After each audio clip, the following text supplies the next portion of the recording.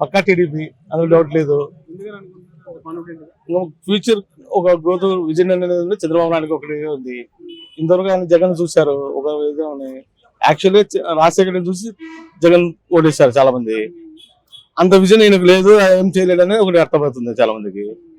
So కాబట్టి maximum 99% vote సీట్లు కూడా ఆయన గెలుస్తారని నాకు నమ్మకం. జగన్ గారి పరిపాలన ఎలా ఉంది? నాకేం చెత్త, నో ఐడియా. అసలు బ్లాంక్ మైండ్ తో చేస్తున్నాడేమో అనిపిస్తుంది. ఊరికి పంచడమే తప్ప విజన్ లేదు, ఒక ఫ్యూచర్ లేదు. ఫ్యూచర్ అయితే కనిపించలేదు, ఉండదు కూడా. ఎందుకని? ఎక్కడ ఉంది ఉంటే కదా, అంటే చేయాలంటే ఎక్కడ కానరాలే నాకైతే. ఏదో ఈ ఫ్యూచర్ లో ఈ పిల్లలకి ఇది ఉపయోగపడుతుంది, ఇది చేసామనేది నాకు కనిపించలేదు. పోయినసారి 150 సీట్లు వచ్చినాయి కదా, మరి అంత భారీగా గెలిపించారు ప్రజలు. అదే అంతకంటే ఎక్కువ టీడీపీకి ఈసారి వస్తాయి. అవునా? ఓకేనా? No doubt. వాళ్ళు 175 మాకే వస్తుంది అంటున్నారు. చెప్తారు, చెప్పేటోళ్ళు మస్తు గట్టిగా చెప్తారు. వాళ్ళైతే ఆడుకోళ్ళు ఉన్నారు.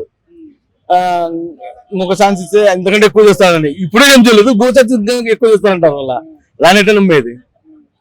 బాబు గారిని జైల్లో పెట్టారు కదా, ఎవరికి నెగిటివ్ అనుకున్నారు బాబు గారికి? అయ్యో, జగన్ కి 100% ఇదే కాదు, బీటెక్ రవిని పెట్టింది కూడా బీటెక్ రవికే ప్లస్ అయింది. జగన్ కి నెగిటివ్. అది కూడా వాళ్ళ ఏరియాలో వినిపించే వాయిస్ అది.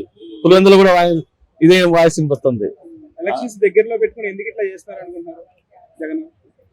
ఆయనకు ఒక విజయం కరెక్ట్ గా ఏమి ఉండదు. ఆయనకు అంతా జోరు చెప్పి విన్నాడు. ఆయన చేస్తే ఆయన చేస్తాడని నా అభిప్రాయం అంతే. మంత్రుల పనితీరు ఎలా ఉంది?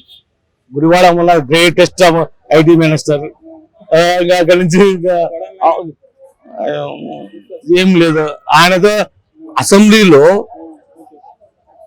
ఏదో ఉద్యోగం చేస్తుంటే మాట్లాడాడు ఒక ఆయన. అతగిన అనిల్ కుమార్ యాదవ్ అని.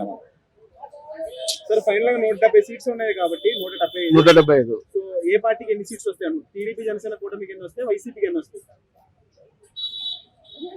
ఎస్టీ ఎన్ని వస్తాయి? ఇంకా అవతల లేదు. వాళ్ళు వచ్చి సింగిల్ డిపాజిట్ అంతకంటే ఎక్కువ రాదు వైసీపీ. నా అభిప్రాయం పూర్తి కంప్లీట్ గా క్లోజ్ చేస్తారని ఈసారి. ఇంకా టీడీపీకి ఎక్కువ వస్తాయని నమ్మకం అంతే.